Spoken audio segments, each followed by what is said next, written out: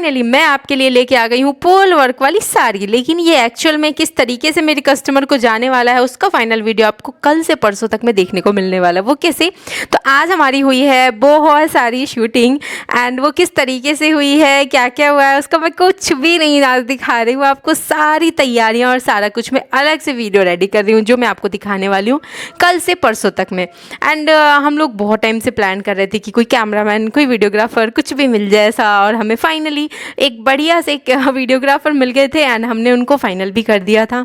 हाँ, अब शूट कराएंगे तो उसमें खर्चा तो लगता है अच्छा खासा, बट ठीक है और ज़रूरी भी है।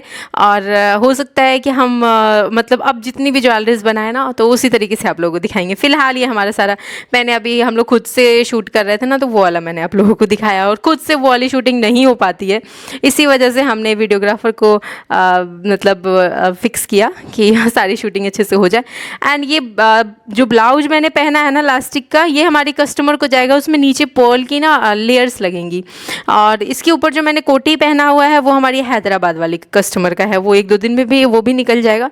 इधर मोस्टली नवरात्रि की इतनी सारी ज्वेलरी कस्टमाइजेशन की है मैंने, लेकिन कि सब की यही थे कि सब रुके हुए थे थोड़ा सा, कि जैसे ही नवरात्रि स्टार्ट हो हम उस दिन मंगाएंगे। एंड ऐसा हुआ है कि नवरात्रि वाले दिन इतने सारे पार्सल्स पैक करने में हम लोग लगे रह गए, और ये नवरात्रि से 1 दिन पहले हमने ये वाली पूरी वीडियो बनाई थी।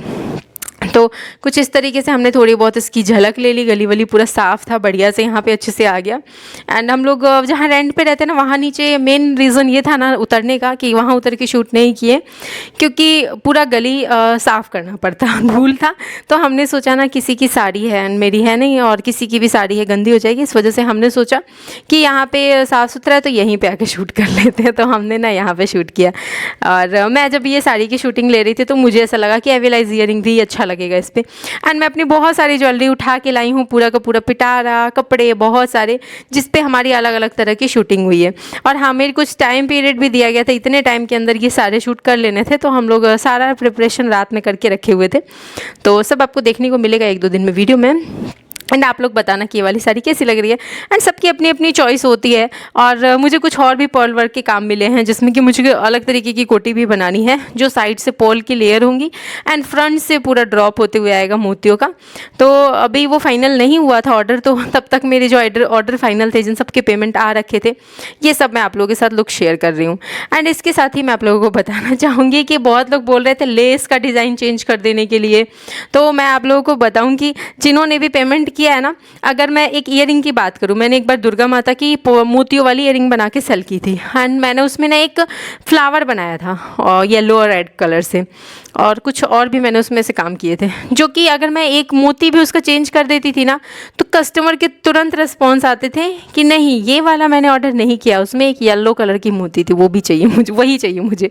तो आप सोच सकते हो कि एक मोती में कस्टमर, ऑब्वियसली कस्टमर अपना पे करते हैं अपनी पसंद की चीज़ के लिए, उनकी पसंद है, उनका कलर चॉइस है, उनकी लेस है, उनकी साड़ी है, उनका ब्लाउज है, उनकी चीज़ें हैं, और मेरा काम है बस उनसे, उन्होंने मुझे ऑर्डर किया, पेमेंट किया, और मेरा काम है उसको एज इट इज़ बना के देना जैसे भी उन्होंने ऑर्डर किया है।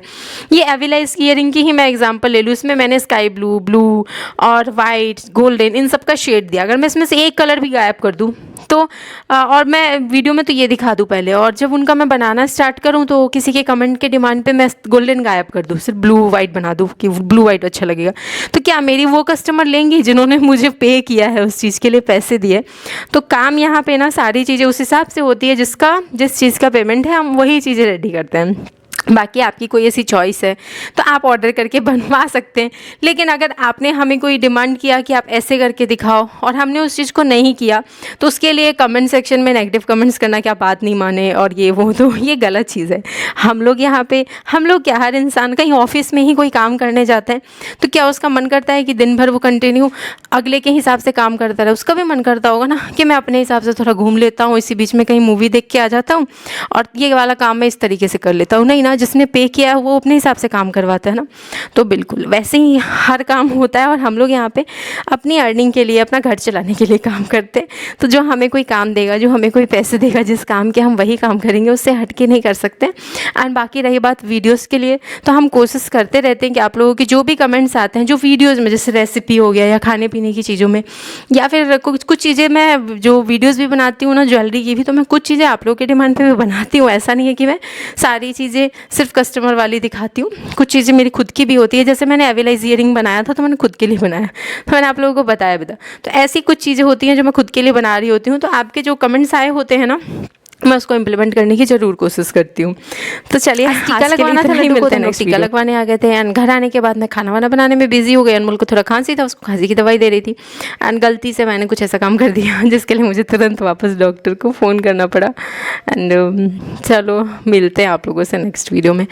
थोड़ा सा ना अभी नवरात्रि अभी स्टार्ट हो रहा है, तो थोड़ा सा बहुत कुछ प्लानिंग है, क्या क्या चीज़ें हैं करनी है, तो थोड़ा दिमाग ना चारों तरफ दौड़ रहा है।